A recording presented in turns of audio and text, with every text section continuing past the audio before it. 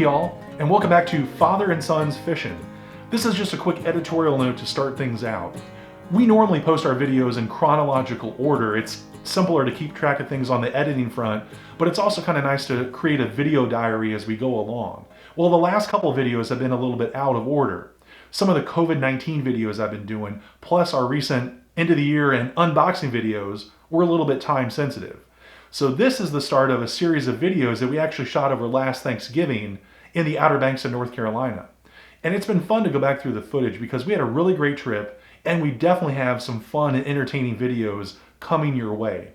Now let me introduce real quick the third person you're going to see in this video, and that is our friend Rick. Rick is our fishing buddy in North Carolina, and we happen to sort of run into each other out on the water.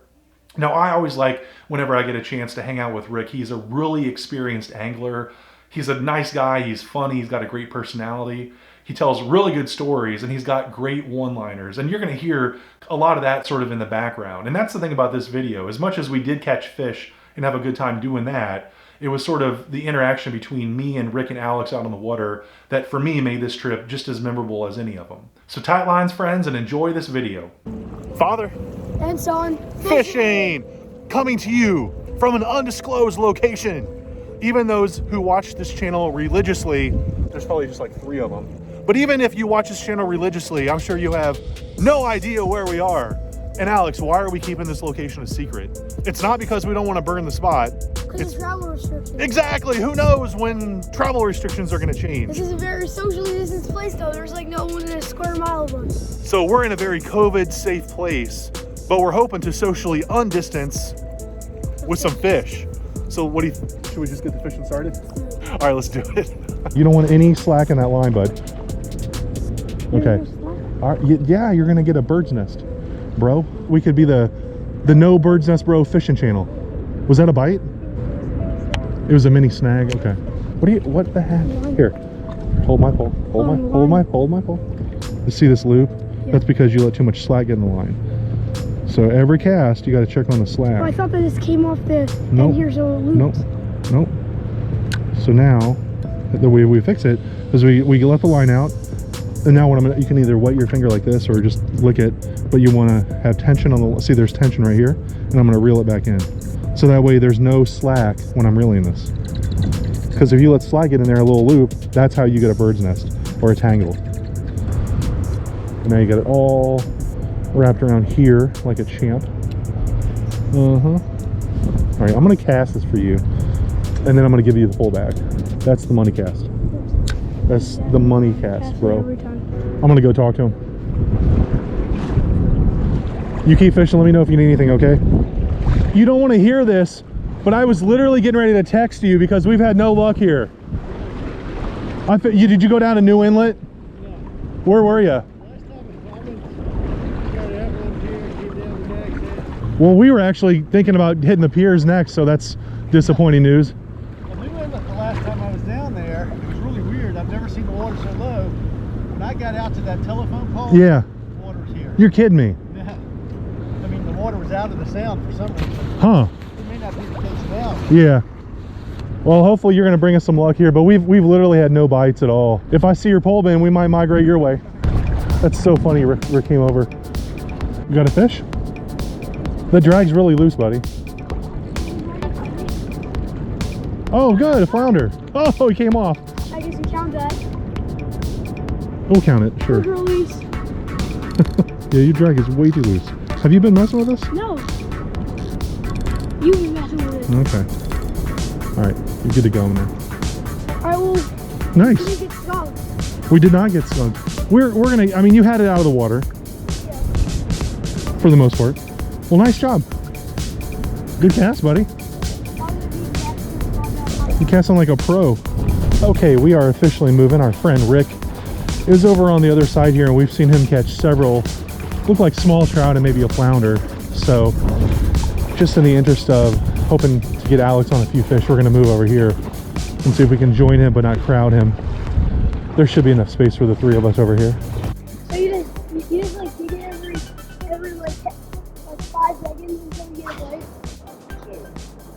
So, start moving normal. Then I'll stop and just let it sit for a second.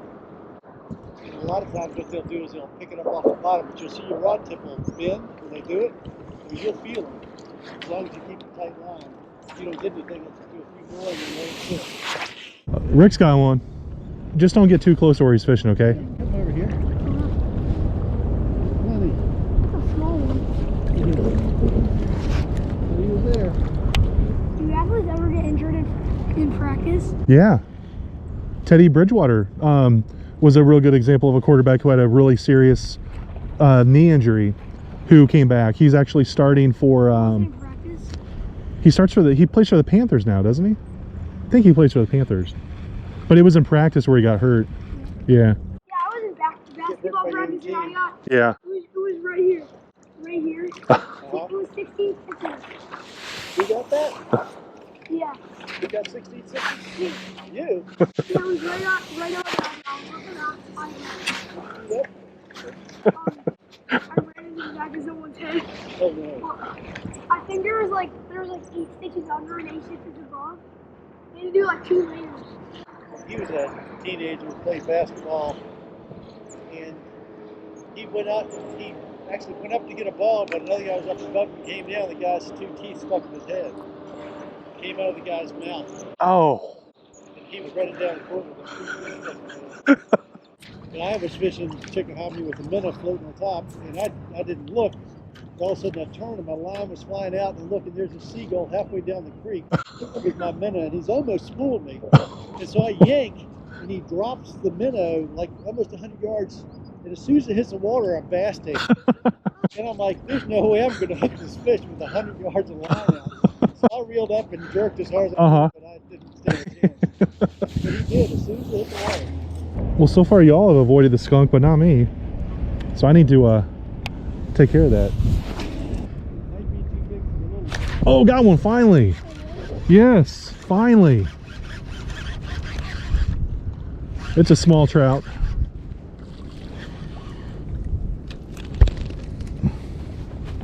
All right. Trout or a minnow? Trout. He was born yesterday. I think we had just pulled him out of the lure. Yes, you are an obstetrician. I'm qualified for that catch. We are all unskunked at this point. That's a good thing. It took your dad a while to make that happen. There he is. Nice. Rick caught my fish. It's like I think it's a flounder. No, it's a trout. It's the twin of the one I just caught. I was talking to this guy who's Doug, and he's 86 years old. He still weighs. Bumped into him behind the lighthouse about, I know I told you that story, a few years back, and I started, waiting beside him, started talking to him. And I said, yeah, I've been fishing down here since I was a teenager. He said, oh really? I said, yeah, my dad was a big fisherman. He said, what's your dad's name? He's a food broker. He knew all this information about my dad. He said he used to fish with this double butter bean, that was like a white and green. How cool is that? Top and a little one on the bottom. And he said, I got so mad at your dad. He said, we were fishing down at Oregon Inlet. I don't know, I think it's Green Island Slough on the other side of it. He said, and we slayed the trout. That was back when you could keep 10. And they were like all 3 and 4 pound fish. He said, he came back and laid them out in the parking lot. He said, the next day you couldn't even get a parking spot in the parking lot. I said, yep, that'd be my dad. I talked to a guy here that I'm pretty sure may have been him a couple days ago. Oh, really? And he fishes a lot. He was fishing north of Nags Head Pier, north of Jeanette's. Yep. He was about 86 or so. Yeah, that's him. And he was wading here. Yeah, yeah. And he was a real nice guy. We talked for a while. Yeah. There. Got one. Oh, there you go. Well, that's me. You got me. I know. I'm just teasing. Oh, I I thought you were being serious. did too. Oh, it's a flounder. Flounder. Nice. Here, swing him over to me, buddy. Oh, that's a good size one. Yeah. Careful. Second flounder of the day.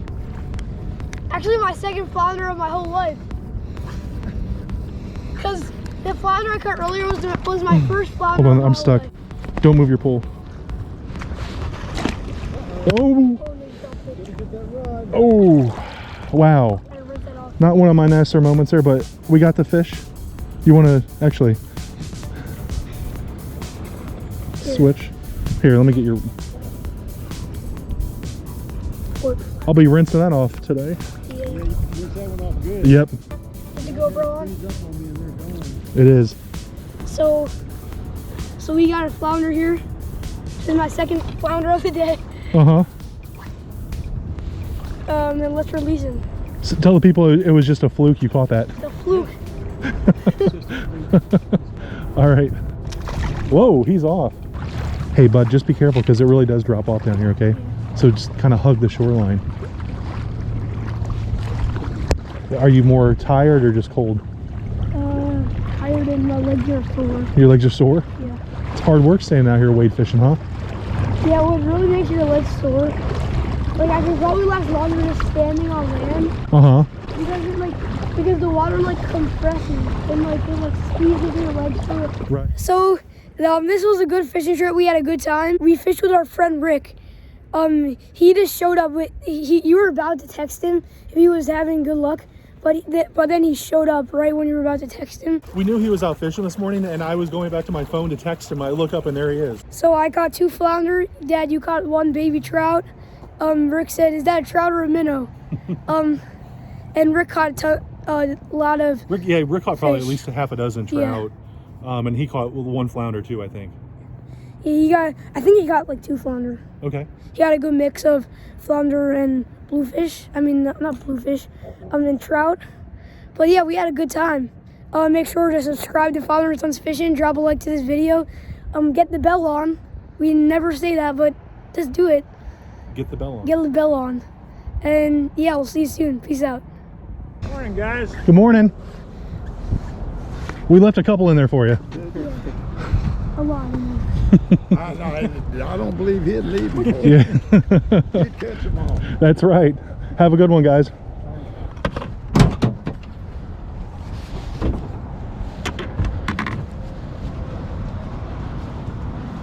So that was Doug, right? Yeah. Yeah. I knew we were talking about the same person. Yeah. I could tell.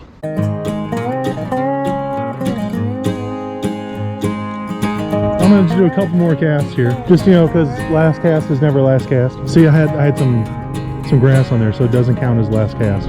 It's got to be a clean last cast, all right? It got to be clean or else it doesn't count.